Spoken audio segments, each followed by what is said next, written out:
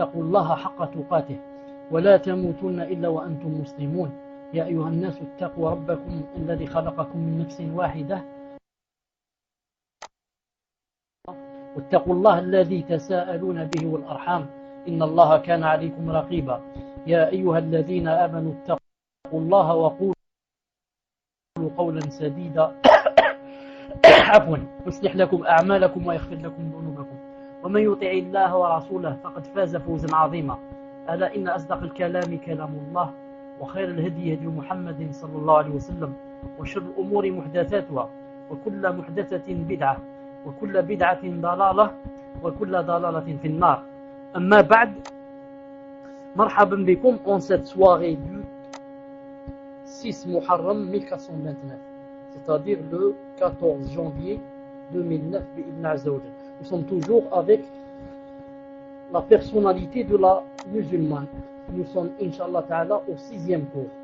Nous sommes Inch'Allah Ta'ala au 6e cours. Non. Sans perdre de temps, Inch'Allah Ta'ala, on termine là où on s'est arrêté. Là où on s'est arrêté, Bidna Azzawajal.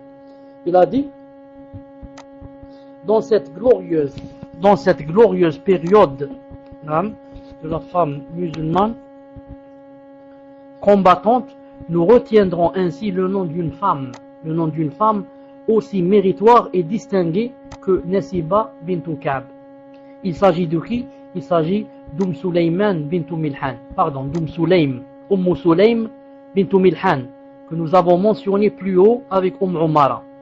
Et Aïcha et Fatima, radiyallahu ta'ala anhunna jami'an, et d'autres femmes qui approvisionnaient les combattants en eau et soignaient les blessés d'entre eux. À présent, nous allons la voir dans un autre épisode aussi honorable que le premier, quand le messager d'Allah sallallahu alayhi wa sallam s'apprêta à quitter Médine pour la conquête de la Mecque. Alors Abu Talha, l'époux d'Umm Sulaym, fut parmi les combattants. Pendant ce temps-là, elle était enceinte. Umm Sulaym était enceinte et sa grossesse était à terme. Cependant, cela ne l'empêcha pas de décider d'accompagner son mari pour obtenir l'honneur du combat pour la cause d'Allah. Elle s'occupait peu des difficultés d'un tel voyage, de la longueur du trajet à faire et des conditions inconfortables à endurer. En raison de ces pénibles conséquences qu'il redoutait, Abu Talha demanda au prophète alayhi salam s'il pouvait autoriser sa femme ainsi enceinte à les accompagner. Mais le prophète lui accorda son autorisation et elle en fut réjouie. Ainsi, en compagnie de son mari, elle assista à la victoire éclatante des musulmans sur les mécréants. En ce jour-là, elle assista à l'effondrement définitif des bastions du polythéisme et de l'idolâtrie dans la péninsule arabe. Elle vit les idoles s'effondrer sous la main du messager d'Allah, qui répétait « La vérité est venue et le faux a disparu. Le faux est destiné à disparaître. » Ces scènes ne firent qu'accroître la foi d'Umm Sulaym et l'incitèrent à combattre davantage pour la cause d'Allah. Quelques jours après la conquête de la Mecque, les musulmans faillirent essuyer une défaite cuisante dans la bataille de Hunayn. Fut une grande épreuve pour les musulmans. Voyant qu'un bon nombre de combattants prenaient la fuite dans un sauve-qui-peut total, le messager d'Allah sallallahu alayhi wa sallam se déplaça vers le flanc droit et s'écria « Ô gens, rejoignez-moi, Muhammad ibn Abdillah. » Cependant, seul un groupe d'émigrés, d'Ansar et des membres de sa famille le soutint. Sulaym et son mari, Abu Talha, faisaient partie de ce groupe. Pour ceux qui ne savent pas Sulaym et qui ne la connaissent pas, je rappelle, c'est la mère de Anas. Anas, le serviteur du prophète sallallahu alayhi wa sallam. Celle-là, c'est sa mère. Alors je disais, Sulaym et son mari Abu Talha faisaient partie de ce groupe qui ne se sont pas enfuis, qui sont restés pour seconder le prophète sallallahu alayhi wa sallam. Le messager d'Allah la remarqua ce jour-là. Étant enceinte de Abdullah ibn Abi Talha, elle avait entouré son ventre de l'un de ses vêtements. Elle était sur le chameau de son mari, et pour éviter qu'il ne la renverse, elle penchait la tête et s'accrochait fermement à l'anneau de poils fixé au nez de l'animal et servant de bride, afin de le maîtriser et de l'empêcher de suivre les chameaux qui se sont enfuis. Le messager d'Allah sallallahu alayhi wa sallam l'appelait « Oh Sulaym » et elle répondait « Oui, je te donnerai la vie de mon père et celle de mon père, ô messager d'Allah. » Dans son Sahih, Muslim rapporte le récit suivant. Le jour de la bataille de Hunayn, Sulaym prit un poignard avec elle. L'ayant remarqué, son mari Abu Talha dit au prophète sallallahu alayhi wa sallam, ô messager d'Allah, Sulaym a un poignard sur elle. Pourquoi ce poignard, lui demanda le messager d'Allah. Elle répondit, je l'ai pris pour éventrer quiconque parmi les polythéistes s'approchera de moi. C'est un hadith sahih. À ce moment-là, le messager d'Allah sallallahu alayhi wa sallam se mit à rire. Ensuite, quand la bataille prit fin, elle lui dit, ô messager d'Allah, tu les épargnés, car ils t'ont abandonné. Mais le messager d'Allah sallallahu alayhi wa sallam lui répondit, ô Sulaym, Allah nous a suffi vis-à-vis d'eux, et de la meilleure façon. Sulaym a fait preuve de constance et de détermination en compagnie du messager d'Allah, dans les moments les plus difficiles et les plus pénibles. Ainsi, quand la bataille a atteint son paroxysme et que même les héros parmi les combattants ont été secoués, elle n'a pu supporter de les voir abandonner le messager d'Allah et lui a demandé de les tuer pour ce qu'elle considérait comme acte de trahison. Il n'est donc pas surprenant que le messager d'Allah sallallahu alayhi wa sallam lui annonce l'accès au paradis. Bukhari et Muslim rapportent, d'après Jabir ibn Abdillah radiyallahu ta'ala anhu, que le prophète sallallahu alayhi wa sallam a dit, qu'est-ce qu'il a dit? Il a dit, je me suis vu entrer au paradis et là j'ai rencontré Ar-Rumaysa, la femme d'Abu Talha. Hadith sahih. Regardez, Sharh al-Baghawi, Sharh al-Sunnah, al-Baghawi, volume 17, page 86. Naam. Qu'est-ce qu'il a dit? J'ai rencontré Ar-Rumaysa. Ar-Rumaysa. Ar-Rumaysa, c'est qui? C'est Sulaym, la mère de Anas radiyallahu ta'ala anha. C'est le diminutif de Ramsa, qui signifie en français la chassieuse. Sulaym a été surnommée Rumaysa parce qu'elle avait la chassie aux yeux. Si quelqu'un sait ce que c'est la chassie, qu'il nous le dise. Elle avait la chassie aux yeux. C-H-A-2-S-I-E.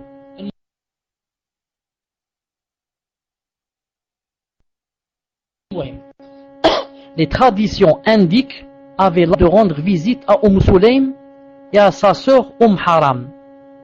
Sulaym, la mère de Anas, et sa sœur Haram, la tante de Anas, avait annoncé à Sulaym qu'elle accédera au paradis. Il annonça à sa sœur Haram qu'elle naviguera sur mer. Elle naviguera sur mer dans une expédition militaire. Bukhari rapporte que Anas radiyallahu ta'ala anhu a dit, la chassie, humeur gluante qui s'amasse sur le bord des paupières. Donc elle avait une sorte de maladie dans les yeux. Donc Bukhari rapporte qu'Anas radiyallahu ta'ala anhu a dit, le messager d'Allah sallallahu alayhi wa sallam se rendit chez Haram, c'est-à-dire chez ma tante, et s'y endormit. Puis il se réveilla sallallahu alayhi wa sallam en riant. Il se réveilla et se mit à rire. Pourquoi ris-tu, ô messager d'Allah? Lui demanda Haram. Ce sont, dit-il, des gens de ma nation. C'est-à-dire, j'ai vu dans le songe, c'est pour ça que je ris. J'ai vu des gens de ma nation qui navigueront sur la mer verte pour la cause d'Allah et qui sont semblables à des rois assis sur leur trône.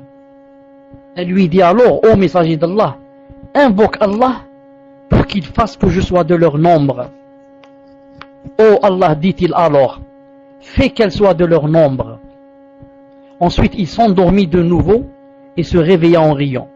Elle lui posa la même question et il lui donna la même réponse. Puis, elle lui dit, invoque Allah pour qu'il fasse que je sois de leur nombre.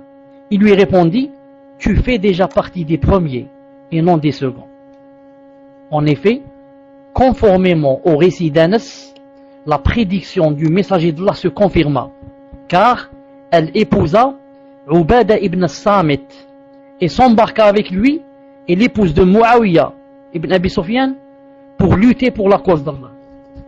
C'est-à-dire, elle s'embarqua sur un bateau, exactement comme avait prévu, comme avait vu dans le songe le prophète sallallahu alayhi wa sallam. Puis, au retour, montée sur sa bête de somme, celle-ci la renversa. Elle fut victime d'une fracture au cou et mourut sur le champ. Fath al-Bari, volume 6, page 76. Son tombeau demeure jusqu'à nos jours un site de valeur racontant l'histoire d'une musulmane qui a combattu pour la cause d'Allah et devant lequel les gens répètent, c'est le tombeau de la femme pieuse, qu'Allah lui accorde sa miséricorde. Ayman, la nourrice du messager du prophète alayhi salam, fut elle aussi du nombre des croyantes qui apportèrent leur soutien à l'islam et combattirent pour la cause d'Allah. Elle participa à la bataille de Uhud, Khaybar, Muta et Hunayn. Dans ces batailles de l'eau aux combattants, soignait les blessés d'entre eux et accomplissait encore d'autres tâches louables. Vous pouvez voir le Maghazi de l'Waqidi, volume 1, page 278. Et d'autres livres que c'est pas la peine que je cite. Signalons aussi Kabsha bint Rafi' al-Ansariya, la mère de Sa'd bin Mu'adh, qu'Allah l'agrée. Celle-là aussi, elle a assisté à des batailles et a soutenu la cause d'Allah Azza wa Jal. De ces croyantes engagées pour la cause de l'islam, citons aussi Al-Furay'a bint Malik et Hisham bint Haritha ibn Nu'man, qu'Allah l'agrée. Ces deux femmes furent parmi celles qui, sous un arbre à Al-Hudaybiyah, prêtèrent au messager d'Allah le serment d'allégeance nommé le serment de l'agrément. Les polythéistes de Quraysh ayant empêché les croyants de se rendre à la Mecque, le messager d'Allah sallallahu alayhi wa sallam leur envoya alors Uthman ibn Affan radiyallahu ta'ala anhu en émissaire. Mais ce dernier s'attarda si longtemps à revenir que les musulmans crurent que les Qurashites l'avaient assassiné. C'est en ces moments de doute pour certains que ce serment a eu lieu. Ceux qui y participèrent bénéficièrent du don auquel tout croyant aspire, l'agrément d'Allah. À ce sujet, Allah révéla un verset qui sera éternellement récité tant que les cieux et la terre existeront. Allah Ta'ala a dit, Allah est très certainement agréé. Allah a très certainement agréé les croyants quand ils t'ont prêté le serment d'allégeance sous l'arbre. Il a su ce qu'il y avait dans leur cœur et a fait descendre sur eux la quiétude. Et il les a récompensés par une victoire proche. Coran 48, 18. Donc, ici, il parlait aussi de qui? De ces femmes-là. Naam. Al-Mundir, Salma bint Qais, participa elle aussi au serment de l'agrément. Naam. Comme elle avait déjà participé au serment dit des femmes. On la surnomma alors la femme aux deux serments. Elle fut également du nombre des musulmans qui accompagnèrent le messager d'Allah sallallahu alayhi wa sallam pour assiéger les Banu Qurayda et bénéficia ainsi de l'honneur de participer à la lutte pour la cause d'Allah.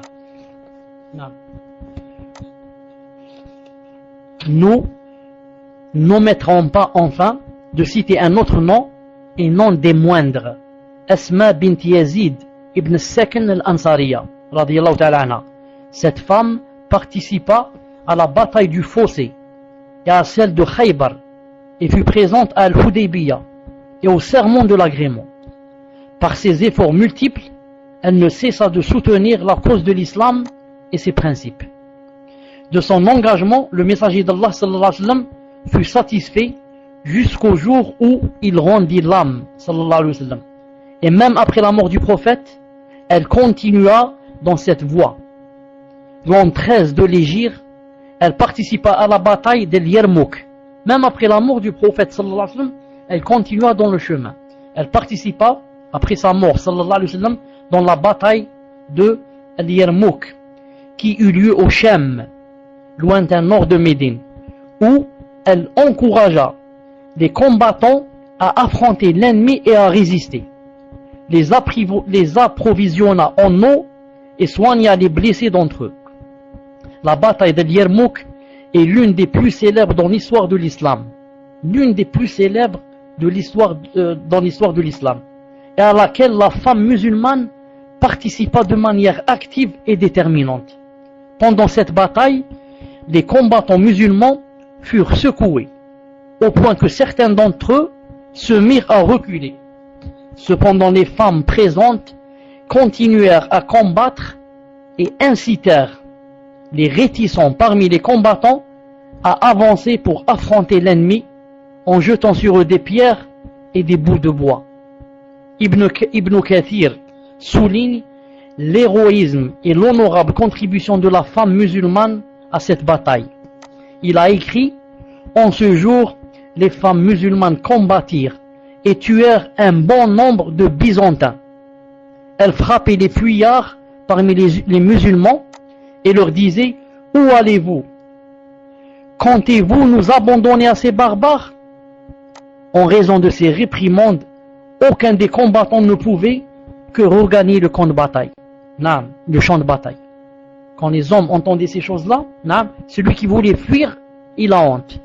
Une femme qui te dit, qui est avec toi, elle a résisté, elle ne s'est pas sauvée. Mais toi, tu es un homme, tu te sauves. Et tu l'entends dire: où allez-vous? Vous allez nous laisser avec ces barbares? Alors là, personne plus ne pourra jamais ni s'enfuir. Il doit revenir au champ de bataille. Et donc la femme, comme vous voyez, non seulement elle participait avec sa main, mais elle participait aussi avec, en parlant, avec son cœur aussi. Son cœur solide, inébranlable, en faisant quoi? En faisant endurer les autres, et en quoi? Et en les faisant aussi résister. Et soutenir et seconder. Ce n'est pas obligé qu'elle prenne un revolver, mais des fois seulement, en disant une phrase pareille: comptez-vous nous abandonner à ces barbares? L'homme subhanallah al-azim ressent quoi? De la jalousie dans son cœur et dit: il est impossible qu'une femme résiste et que moi je me sauve. Et alors il tient debout.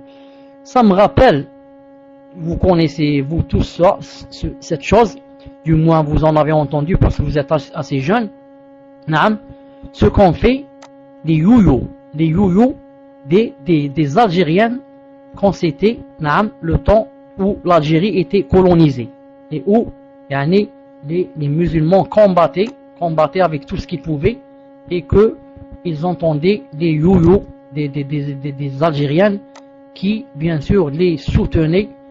Et quand quelqu'un entend le yoyo d'une femme dans une situation pareille, il ne retrouve que force, la force lui revient et c'est comme si on lui avait donné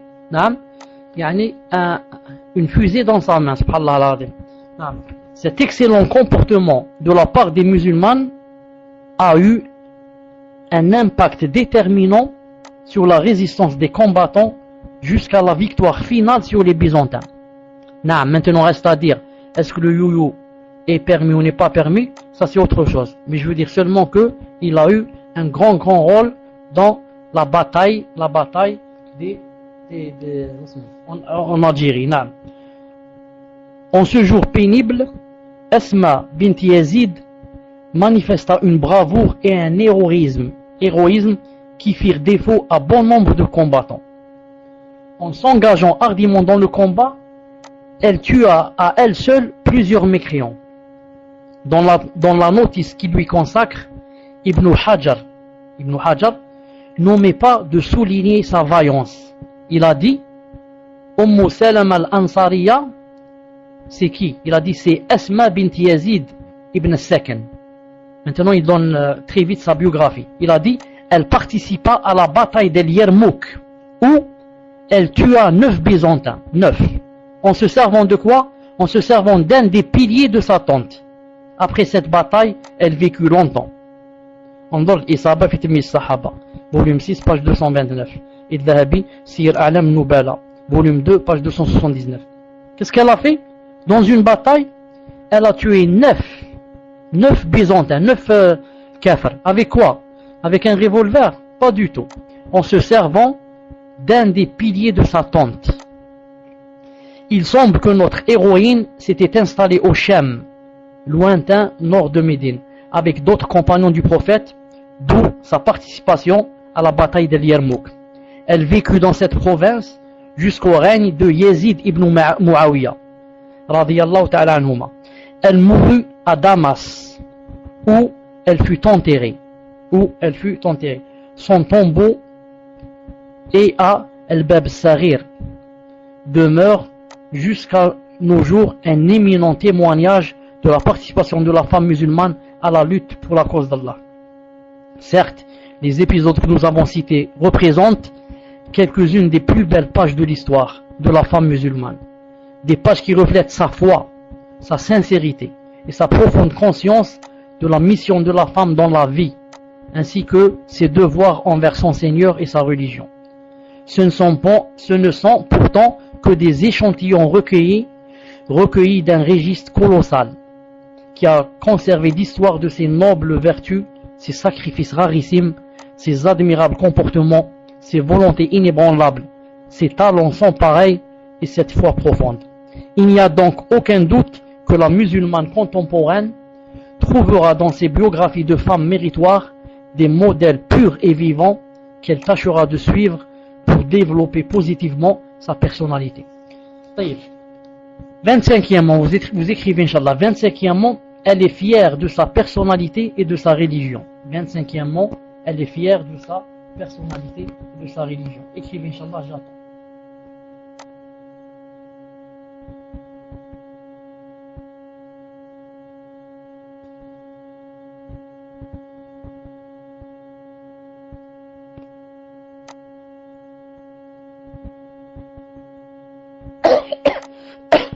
طيب 25e, elle est fière de sa religion et de sa personnalité et de sa religion.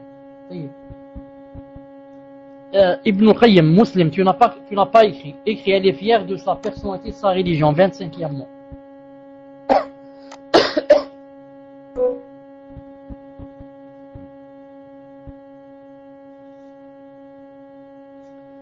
Muslim, est-ce que tu m'entends?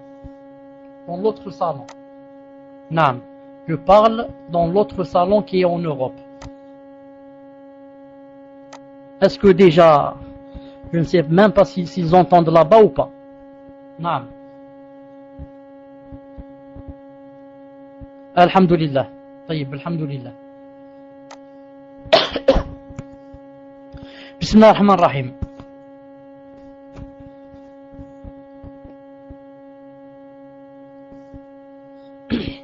Il n'y a rien d'étonnant à ce que la femme musulmane soit fière de sa personnalité, et de la place considérable qu'elle occupe grâce à l'islam. Cette religion qui lui a reconnu ses droits depuis longtemps, bien avant que les femmes appartenant aux autres nations ne réalisent leurs acquis actuels. Près de 15 siècles, l'islam accordait à la femme ses pleins droits pour la première fois dans l'histoire de l'humanité. Plusieurs siècles avant que le monde entier ne connaisse les organisations des droits de l'homme et leurs conventions, la femme musulmane jouissait déjà de tous ses droits. En cette période lointaine de l'histoire, alors que les milieux chrétiens doutaient de la nature humaine de la femme et s'interrogeaient sur la nature de son âme, l'islam annonça que les femmes étaient semblables aux hommes. Le prophète sallallahu alayhi wa sallam a dit: إنما النساء شقائق الرجال. Les femmes ont été issues des hommes. Ça veut dire elles sont égales aux hommes. Naam. Autant où, quand est-ce qu'il a dit ça? Naam. Il a dit ça bien avant. Naam. Alors que les chrétiens sont passés par une période où ils faisaient beaucoup de réunions, leurs évêques, etc., pour arriver à un résultat. Est-ce que la femme a une âme comme nous ou pas? Ici, elle a une âme. C'est une âme d'humains ou bien d'animaux. Vous allez voir, ça va venir, Inch'Allah Ta'ala. Et le Coran avait déjà proclamé, leur Seigneur les a alors exaucés, disant, en vérité, je ne laisse perdre l'œuvre d'aucun être agissant parmi vous, homme ou femme. Écoutez bien, homme ou femme, les uns étant issus des autres. Les uns étant issus des autres. Coran 3, page 195. Tout comme il a reçu le serment d'allégeance de la part des hommes, le messager d'Allah sallallahu alayhi wa sallam a reçu aussi de la part des femmes. Il a reçu aussi le message d'allégeance, c'est pas le message, le serment d'allégeance, il l'a reçu aussi de la part des femmes qui lui déclarèrent leur engagement absolu. Le serment d'allégeance de la part des femmes avait eu lieu séparément des hommes. C'est pas en même temps. Les hommes ont fait le serment d'allégeance au prophète sallallahu alayhi wa sallam, et ensuite les femmes sont venues seules, indépendamment. Ce qui confirme quoi? Ce qui confirme l'indépendance de la personnalité de la femme musulmane et son aptitude à assumer la responsabilité relative aux conséquences d'un serment de fidélité à Allah et à son messager. Cette pratique a eu lieu des siècles, avant que le monde contemporain ne reconnaisse à la femme son droit d'exprimer son opinion et de prendre part au suffrage universel. Bien avant que on ait donné à la femme le droit de participer au vote. L'islam avait donné déjà à la femme son indépendance pour qu'elle vienne faire le serment sallallahu alayhi wa sallam seule, indépendamment des hommes. Ceci ne fut pas l'unique droit que l'islam octroya à la femme. Il en existe bien d'autres, notamment son indépendance financière.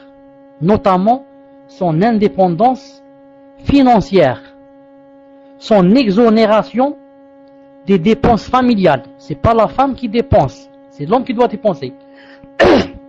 Même lorsqu'elle est riche. Vous voyez?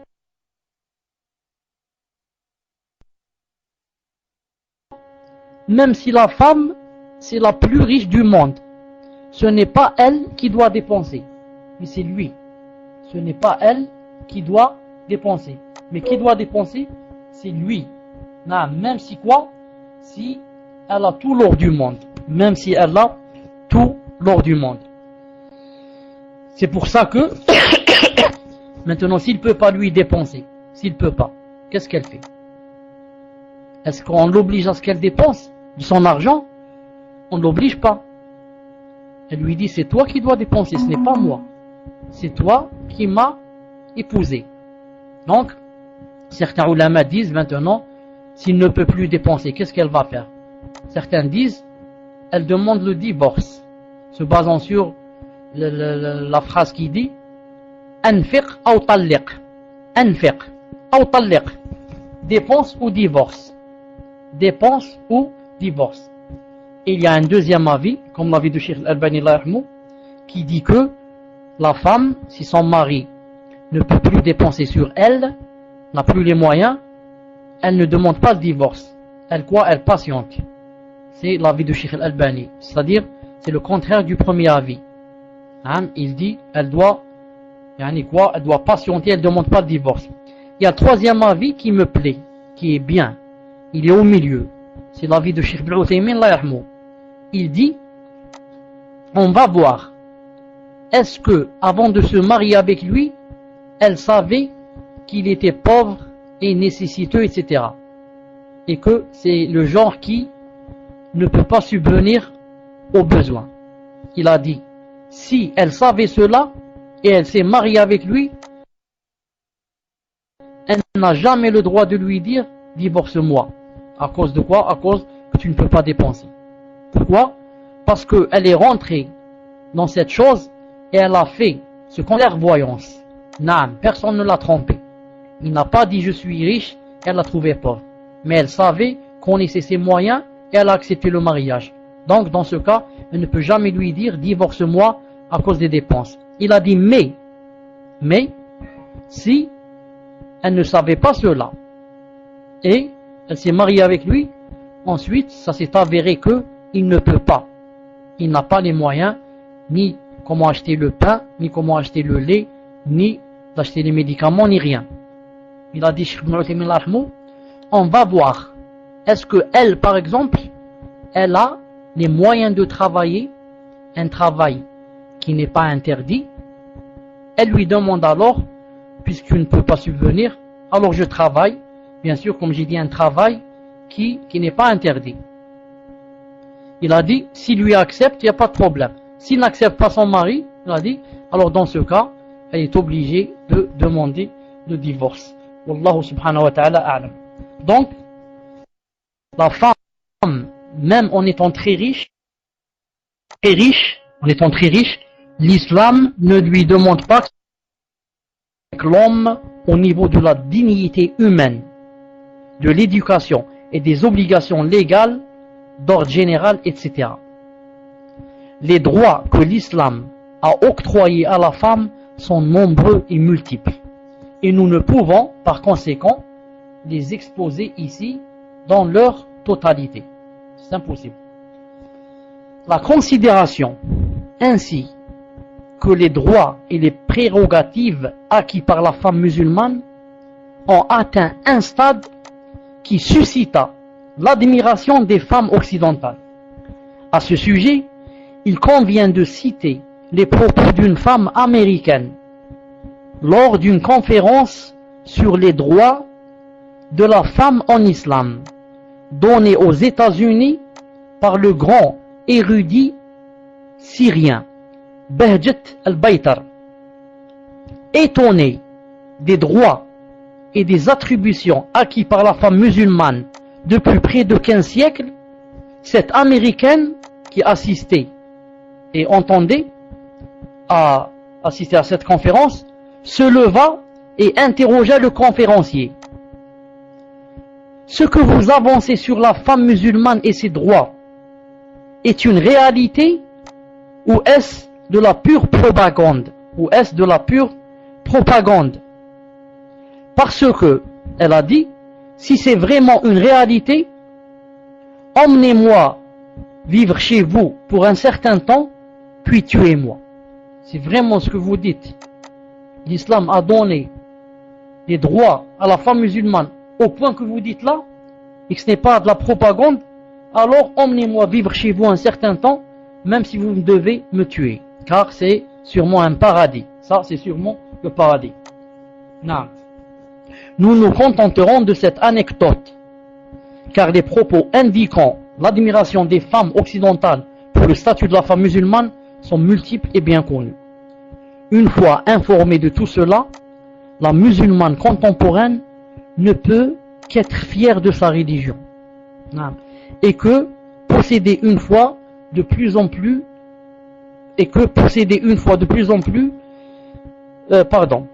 une fois informée de tout cela, la musulmane contemporaine ne peut qu'être fière de sa religion et que posséder une foi de plus en plus profonde en la grandeur, la perfection et l'universalité des lois divines qui visent le bonheur de l'être humain, qu'il soit homme ou femme.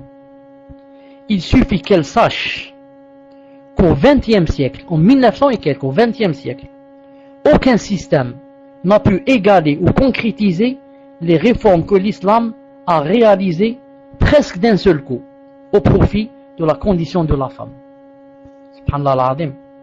J'attire l'attention ici aux frères et aux sœurs qui ont des amis, etc., qui veulent rentrer dans la salle mais ne peuvent pas, parce qu'il n'y a pas plus de 200, de leur dire que le cours se passe en Europe, qu'ils peuvent assister à ce cours en Europe, section Europe, et qu'il n'y a que 42 personnes. Il n'y a que 42 personnes dans la salle d'Europe. Naam. Dites aux gens, Massakin, qui veulent entendre et qui ne savent pas qu'il y a une salle vide. Naam. Il suffit qu'elles sachent que lorsque la Révolution française annonça la déclaration des droits de l'homme vers la fin du XVIIe siècle, vers 1600 et quelques, elle l'intitula. Comment fut intitulée donc ces déclarations des droits de l'homme? Comment qu'elle fut intitulée? Elle l'intitula Les droits de l'homme et du citoyen. Les droits de l'homme et du citoyen. Oublions ainsi la femme. Ils l'ont appelé les droits de l'homme et du citoyen. Oublions la femme. En effet, le premier article de cette charte stipule quoi? Les hommes naissent et demeurent libres et égaux en droit. Les hommes naissent et demeurent libres et égaux en droit. Les distinctions sociales ne peuvent être fondées que sur l'utilité commune. Ensuite, qu'est-ce qu'il y a eu? Ensuite, il y eut plusieurs tentatives pour ajouter le mot femme à ce premier article. Il y eut plusieurs tentatives. Pourquoi? Pour ajouter le mot femme. Car ils ont dit les droits de l'homme et du citoyen. Alors ils firent plusieurs tentatives pour changer la phrase et la faire devenir les droits de l'homme et de la femme, et non pas les droits de l'homme. Il y eut plusieurs tentatives pour ajouter le mot femme à ce premier article, mais en vain. Un siècle plus tard, en réfutant les thèses des égalitaires qui revendiquaient la participation de celles-ci au suffrage universel, l'éminent savant français Gustave Le Bon déclara dans son ouvrage intitulé Psychologie du socialisme que la femme ne fut l'égale de l'homme que durant les périodes de décadence. Allah, vous avez entendu ce qu'il a dit? La femme ne fut l'égale de l'homme que durant les périodes de décadence. Il ne faut pas qu'elle soit l'égale de l'homme dans une société moderne et comme ça.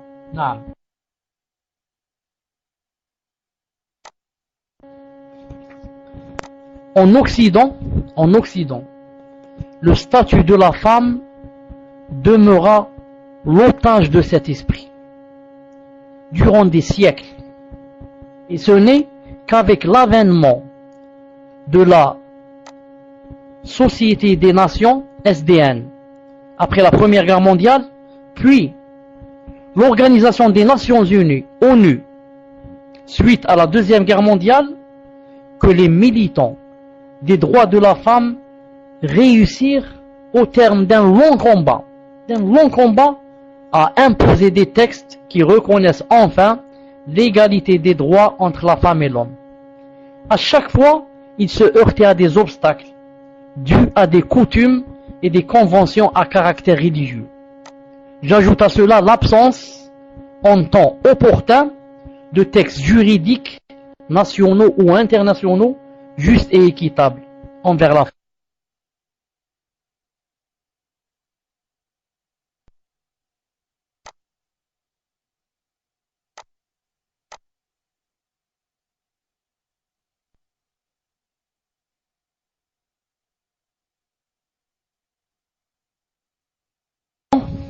En Occident, le statut de la femme demeura l'otage de cet esprit des siècles durant. Et ce n'est qu'avec l'avènement de la Société des Nations, SDN, après la Première Guerre mondiale, puis de l'Organisation des Nations Unies, ONU, suite à la Deuxième Guerre mondiale, que les militants des droits de la femme réussirent, au terme d'un long combat, à imposer des textes qui reconnaissent enfin l'égalité des droits entre la femme et l'homme. Car à chaque fois, ils se heurtaient à des obstacles dus à des coutumes et des conventions à caractère religieux. De son côté, l'islam, et depuis près de 15 siècles, les textes du Coran et de la Sunna affirment explicitement l'égalité entre l'homme et la femme en ce qui concerne la responsabilité et la sanction, la récompense et le châtiment, l'accomplissement du culte, la dignité humaine, ainsi que la totalité des droits de l'homme, sans distinction aucune. Tout en affirmant l'égalité de l'homme et de la femme au niveau des droits, l'islam a aussi affirmé leur égalité concernant les devoirs qui incombent à tout être humain. Il les a déclarés tous deux vicaires sur terre, khalifa, et en le leur confiant de la peupler et d'y adorer Allah.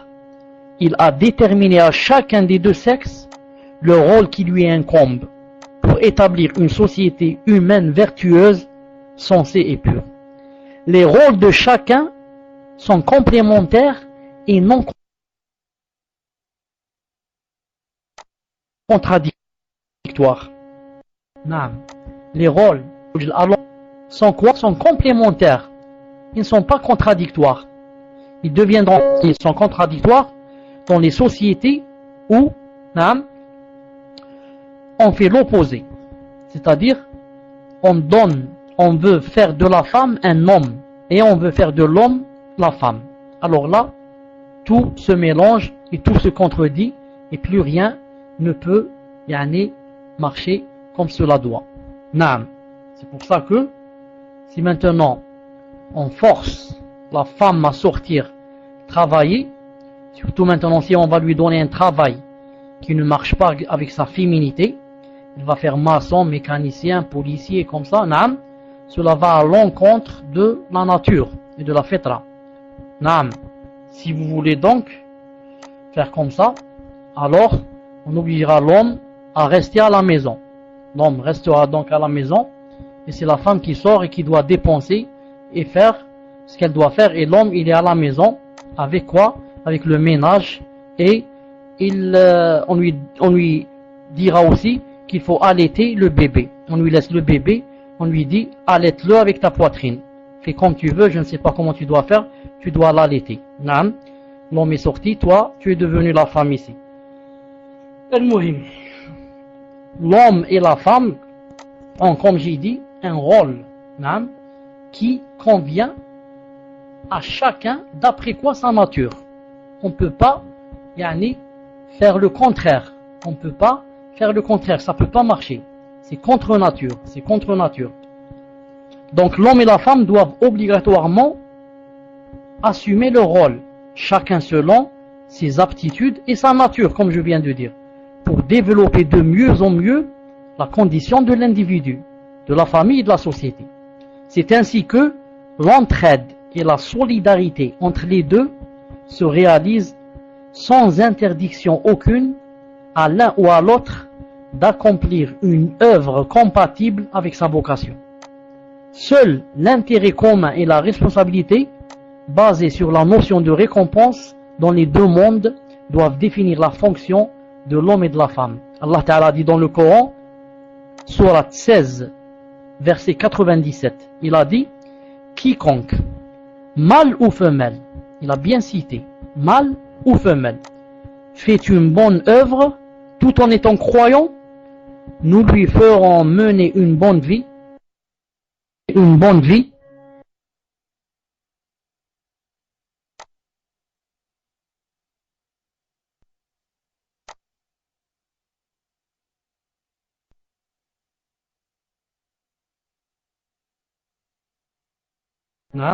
en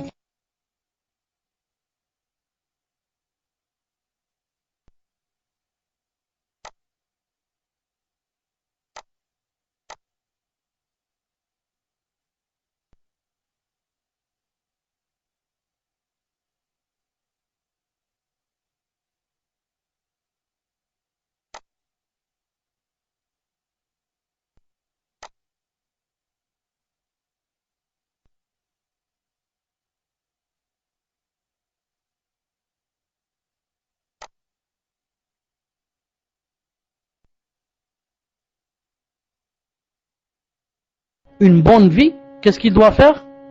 Il doit faire une bonne œuvre tout en étant croyant. Il doit faire une bonne œuvre tout en étant croyant. Donc, celui qui cherche ici, celui qui cherche là, ce qu'on appelle le bonheur, c'est quoi? Ce n'est pas l'argent, ce n'est pas la beauté, ce n'est pas les milliards. C'est quoi? C'est tu dois obéir à Allah subhanahu wa ta'ala étant croyant et tu fais de bonnes œuvres. Allah ta'ala t'a promis qu'il te fera quoi? Mener une bonne vie. Vous voyez la bonne vie où elle se trouve? C'est pour ça que vous voyez des gens qui sont milliardaires et qui sont très malheureux. Pourquoi? Ou bien ils ne sont pas croyants, ou bien ils ne font pas les bonnes œuvres. Ou bien ils ne sont pas croyants, ou bien ils sont croyants et ils ne font pas les bonnes œuvres. Al-Muhim. Le prophète alayhi salam souligne dans un hadith que nous avons cité plus haut que l'homme et la femme sont chacun pour sa part responsables et qu'ils sont tenus à assumer cette responsabilité. Une musulmane consciente des préceptes de sa religion et du noble statut que l'islam lui a octroyé près de 15 siècles doit savoir qu'avant, écoutez bien ce qui va suivre, avant l'avènement de l'islam, les droits de la femme étaient lésés par toutes les anciennes législations, que ce soit dans la péninsule arabique, en Inde, à Byzance ou dans le monde médiéval chrétien. Partout dans le monde ancien, la condition de la femme était des plus déplorables. Cet état de choses ne doit donc qu'accroître sa fierté de sa religion, de sa personnalité et du prestigieux statut qu'elle a atteint. Le leader indien, Nehru, on dit en arabe Nehru, résume parfaitement le statut de la femme dans les législations antiques. Naam. Dans son livre Discovery of India, il a écrit, qu'est-ce qu'il a dit? Il a dit, quant au statut de la femme dans les lois de Manu, il était sans doute déplorable. Selon cette législation, les femmes devaient demeurer dépendantes de leur père, leurs époux ou leurs fils, car leur coutume stipulait que l'héritage des hommes décédés devait être légué exclusivement aux mâles parmi les ayants droit. Subhanallah al-Azim. Et Nehru de commenter cette triste réalité en disant, dans tous les cas, le statut de la femme dans l'Inde antique était bien meilleur que celui de ses semblables dans la Grèce antique, à Byzance ou dans les premiers temps de la chrétienté. Le statut de la femme donc dans le droit romain était basé sur des lois qui ne lui reconnaissaient aucune capacité juridique. Ces lois consistaient à faire d'elle, consistaient à faire de la femme, même quand elle atteint l'âge adulte, une éternelle mineure qui dépend durant toute sa vie de la tutelle du père ou de l'époux. En raison de sa féminité, elle ne disposait d'aucune liberté. D'ailleurs, elle faisait partie du legs, elle faisait partie de l'héritage, et n'avait le droit à aucune part d'héritage. Dans cette législation, la femme était considérée comme un bien, faisant partie des possessions de l'homme, d'où sa subordination à ce dernier et sa privation de toute liberté de prendre ses propres décisions. Les effets de ces lois ont survécu jusqu'à nos jours et sont tangibles dans la plupart des pays contemporains, car une bonne partie des législations de ces pays est encore influencée par le droit romain. Le droit romain.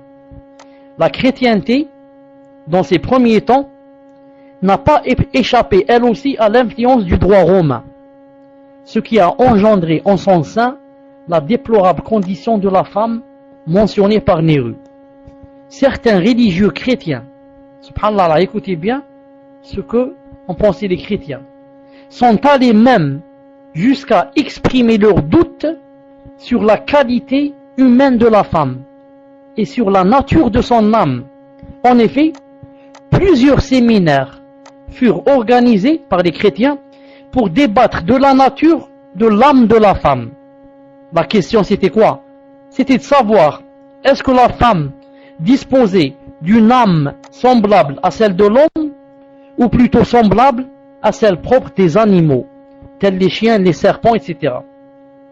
Pire, l'un de ces séminaires organisés à Rome alla jusqu'à conclure que la femme était privée d'âme, elle n'avait pas d'âme, et que par conséquent, elle ne sera pas ressuscitée dans l'au-delà. Ça, c'est le résultat auquel sont arrivés les chrétiens dans leur grande conférence, séminaire qu'ils ont faite en quoi? En Rome, à Rome, Nam. Quant au statut, ça c'est chez les chrétiens. Quant au statut de la femme qui vivait dans la péninsule arabique avant l'avènement de l'islam, il était aussi déplorable que celui des autres femmes du monde entier. La majorité des tribus arabes traitaient la femme avec dédain et dégoût. Elle était considérée comme une honte susceptible d'entacher leur réputation, et dont plusieurs parents tentaient à s'en débarrasser en l'enterrant vivante dès sa naissance. Dans plusieurs versets du Coran, l'islam condamne ce comportement méprisable et cette pratique déplorable vis-à-vis de la femme. Allah, le Seigneur exalté soit-il, décrit la bassesse des sentiments de l'arabe vis-à-vis de la femme durant l'époque anti-islamique en ces termes. Coran 16, Sourate 16, versets 58-59. Et lorsqu'on annonce à l'un d'eux une fille, c'est-à-dire il a une fille, son visage s'assombrit et un courroux profond l'envahit. Il se cache des gens à cause du malheur qu'on lui a annoncé. Doit-il la garder, cette fille, malgré la honte, ou bien l'enfouira-t-il dans la terre? Ou bien est-ce qu'il va l'enfuir dans la terre? Combien est mauvais leur jugement? Combien est mauvais leur jugement? Dans un autre passage, le Seigneur exalté soit-il, décrit l'aspect épouvantable du crime qui consiste à enterrer vivante une innocente nouveau-née qui n'a commis aucune faute. Allah Ta'ala dit dans Sourate 81, 8-9, verset 8-9, Sourate 81, verset 8-9, il a dit: lorsque l'on demandera à la fillette enterrée vivante, c'est-à-dire demain, le jour de la résurrection, lorsqu'on demandera à la fillette enterrée vivante pour quelle faute elle a été tuée, quelle est la faute qu'elle a faite pour avoir été enterrée vivante? C'est ce que dira Allah Ta'ala au père de ces fillettes. Il lui dira: tu l'as enterrée vivante. Pourquoi? Quelle est la faute qu'a faite cette fillette? Et sans parler bien sûr des ignorants, et combien sont-ils? Des millions, si ce n'est pas plus, d'hommes d'ignorants qui divorcent leurs femmes quand elles mettent au monde une fille, surtout si c'est la troisième ou la quatrième ou la cinquième. Ils disent: celle-là ne donne que des filles, moi je préfère la divorcer. Combien donc de femmes, des pauvres, ont été divorcées à cause que quoi? À cause qu'elles donnaient des filles. Et vous savez, alhamdoulilah tous, ce n'est pas moi qui vais vous dire cette chose, que la fille et le garçon, les ulama disent que tout cela bi'idnillah vient de l'homme, et que la femme n'a rien à voir à l'intérieur de cela. Car la femme, c'est une chose comme ça, où c'est toi qui mets quelque chose à l'intérieur. Si tu mets le garçon, elle donne un garçon. Si tu mets la fille, elle donne la fille. Naam. Donc, elle n'a rien à voir, bi'idna azza wa jal. Et si la femme a seulement des filles, 5, 6, 7, si quelqu'un devait être plein, alors on plaindra l'homme. On va lui dire: on va t'enlever ta femme. On va t'enlever ta femme. Toi, tu ne donnes que des filles. Allez, va te marier avec une autre. On va la marier avec quelqu'un qui lui donne des garçons. Naam. On va tout renverser maintenant. Al-Muhim. Telle fut la condition de la femme dans la société arabe anti-islamique, dans la société romaine, dans la chrétienté et dans toutes les sociétés dites civilisées de cette époque. Une condition pénible, déplorable et humiliante. Elle continue à l'être encore dans la plupart des pays dont les législations sont encore influencées par le droit romain. Et les juristes n'infirmeront point cette réalité.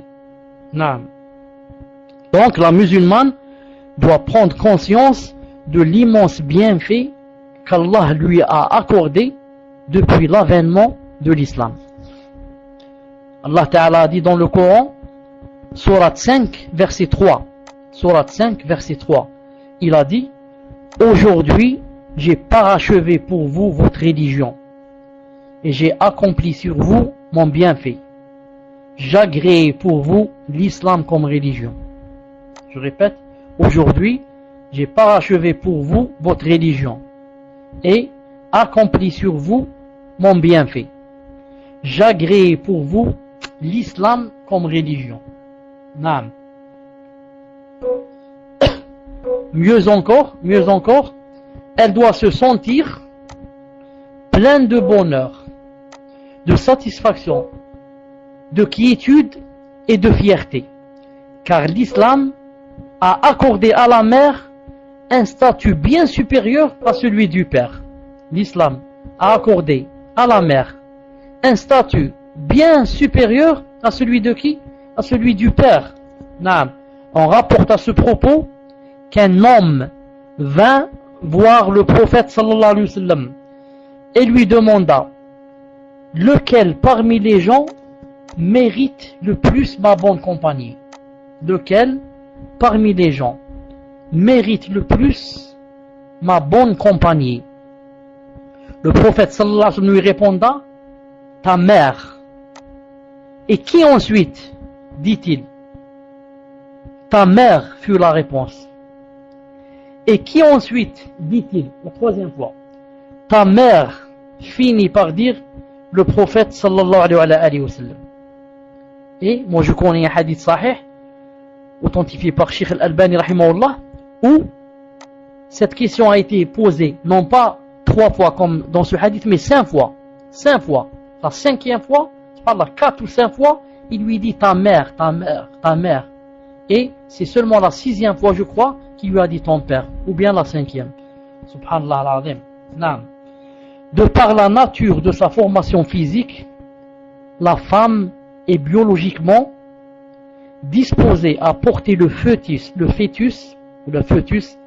puis à allaiter le nourrisson et à veiller sur lui. Or, tout cela représente une lourde et pénible tâche dont l'importance est soulignée par le Coran. C'est tellement important et difficile et lourd comme tâche que ça a été inscrit et mentionné par le Coran. Allah Ta'ala dit dans le Coran 31-14. Il a dit, nous avons recommandé à l'homme ses parents, c'est-à-dire qu'il doit leur obéir. Sa mère l'a porté, subissant pour lui peine sur peine, alors que son sevrage a lieu pendant les 2 ans. Sois reconnaissant envers moi, ainsi qu'envers tes parents. Vers moi est ta destination. Vous avez remarqué qu'Allah Ta'ala a cité ici la mère et non pas le père. Ensuite il les a joints les deux. Il a dit, sois reconnaissant envers moi, ainsi qu'envers tes parents. Mais auparavant, qu'est-ce qu'il a dit? Nous avons recommandé à l'homme ses parents, sa mère l'a porté. Il n'a pas dit son père. Là, sa mère l'a porté, subissant pour lui peine sur peine, alors que son sevrage a lieu pendant les 2 ans. En contrepartie, l'homme doit prendre en charge sa famille et lui assurer subsistance et dépenses. Cependant, et en dépit des efforts qu'il effectue dans ce sens, l'homme restera en deçà du statut que l'islam a accordé à la mère. Ce statut est conditionné et cautionné par le hadith précédent, dans lequel le prophète sallallahu alayhi wa sallam répondait à l'homme qu'il interrogeait sur la personne qui méritait le plus sa bonne compagnie. Il lui disait quoi? La mère, ta mère, naam, subhanallah al-azim. La mère, tellement c'est important, tellement elle a souffert. Vous voyez la différence entre la mère et le père? Naam, Le père, il est au travail, il vient le soir, il sait même pas ce qui s'est passé. Et il peut voir son fils malade, et des fois ça peut rien lui dire. Il dit, je suis fatigué du travail, laissez-moi un peu dormir. Là, peut-être que même sa femme lui dit, on doit le prendre à l'hôpital. Il dit, je suis fatigué. Et peut-être il ne ressent rien, il va dormir. Alors que la mère, sûrement qu'elle n'a pas dormi toute la nuit, depuis que la fièvre a commencé à toucher son enfant. En parlant de la mère, écrivez numéro 1 si vous m'entendez. En parlant de la mère, ça me rappelle, attendez que, en parlant de la mère, ça me rappelle une fois quand j'étais en terminale. C'est-à-dire, j'avais peut-être 19-20 ans, donc on va revenir 35 ans en arrière. Il y a 35 ans, quand j'étais en terminale. Donc pour préparer le bac, on était en terminale littéraire, on avait des livres, je ne sais pas si on les avait achetés ou bien on les avait prêtés, des livres qui s'appellent Préparation du bac. Préparation du bac. Qu'est-ce qu'il y a à l'intérieur? Il y a des sujets, et les sujets sont, il y a les réponses aussi. Il y a les questions, par exemple, et les réponses. Par exemple, préparation au bac mathématiques. Tu achètes un livre de mathématiques plein de quoi? Plein de problèmes, etc. Et tu as la réponse aussi, la solution. Et ces questions, bien sûr, ont été posées au bac des années précédentes. Alors moi, comme j'étais en littéraire, j'ai acheté ou prêté un livre qui s'appelle quoi? Préparation du bac, dissertation. Dissertation. Comment écrire une dissertation?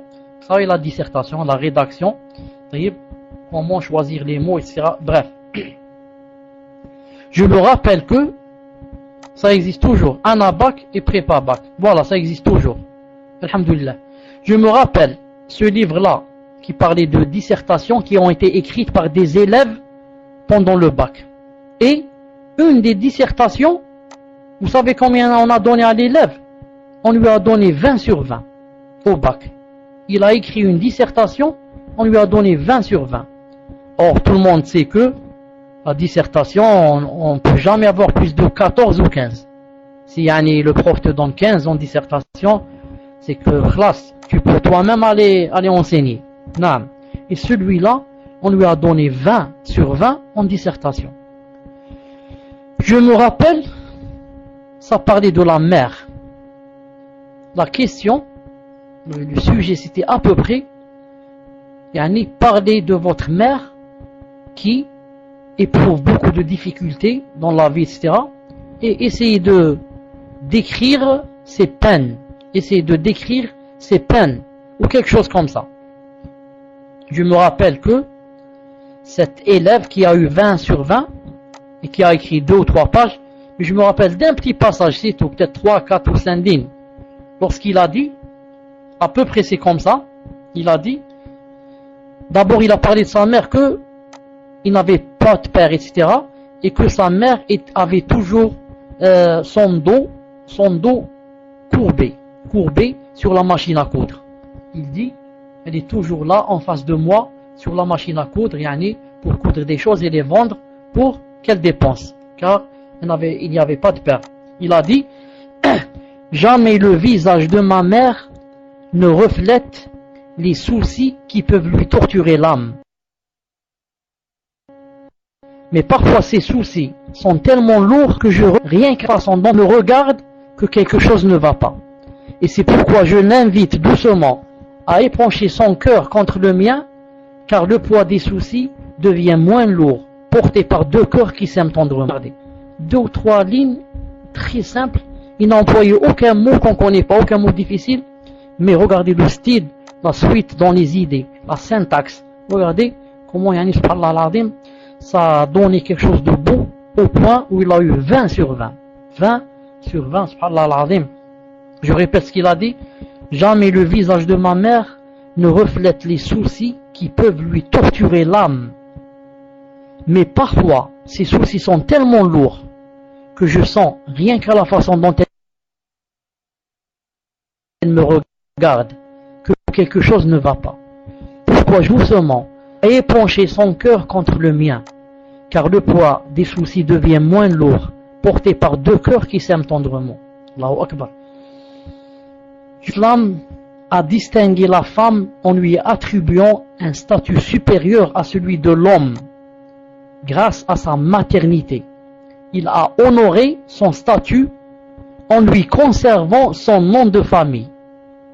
Naam, en lui conservant son nom de famille après le mariage. Vous voyez ce que l'islam a et ce que les autres n'ont pas. L'islam laisse à sa femme, pour l'honorer, son nom de son père après le mariage. Dans les sociétés occidentales, la femme perd son patronyme une fois mariée et devient ainsi assimilée à la famille de l'époux. On l'appellera Madame une telle, d'après le nom de son mari, et son nom, le nom de son père, disparaîtra des fiches d'état civil et de sa pièce d'identité. Contrairement à cette situation, la femme musulmane garde son nom de famille à elle après le mariage et ne l'abandonne pas pour l'identité et le lignage de son mari. Grâce à cette mesure, l'islam a préservé à la femme l'indépendance de sa personnalité après le mariage. Certes, il lui a, à travers plusieurs textes, recommandé obéissance, estime et bienveillance envers son époux, mais sans pour autant la dénuer de sa propre personnalité ou de la dissoudre dans celle de son mari. La femme reste toujours avec son nom de son père. Elle ne fond pas, elle ne se dissout pas comme le sucre qui se dissout dans l'eau. Naam, elle ne se dissout pas dans celle de son mari. Elle reste toujours avec le nom de son père. Pour mieux comprendre le statut prestigieux que l'islam a donné à la femme, il faut savoir qu'en plus des droits multiples dont nous n'avons cité qu'une partie, il lui a confirmé son indépendance financière en lui accordant le plein droit de disposer librement de ses biens sans la charger des dépenses familiales. Quand quelqu'un, je l'ai dit tout à l'heure, se marie avec une femme et elle ramène avec elle 5 kilos d'or et elle a dans la banque, elle a un compte de 1 million d'euros. Ce n'est pas elle qui dépense pour acheter un pain ou un yaourt. Non, elle est libre. Si elle veut le faire bénévolement, elle aura des récompenses. Si elle ne veut pas le faire, jamais le mari n'a le droit de lui dire « va sortir ton argent pour dépenser ». Non, c'est là une mesure qui indique clairement que l'islam aspire en premier lieu à rendre la femme indépendante, libre, respectable, éveillée et capable d'accomplir pleinement sa mission dans ce bas monde. أقول ما تسمعون واستغفر الله لي ولكم إن أصبت فمن الله عز وجل وإن خطأت فمن نفسي سبحانك اللهم وبحمدك أشهد أن لا إله إلا أنت أستغفرك وأتوب إليك. On se rencontre Inch'Allah Ta'ala dans 5 minutes pour les questions-réponses. تفضل Coran.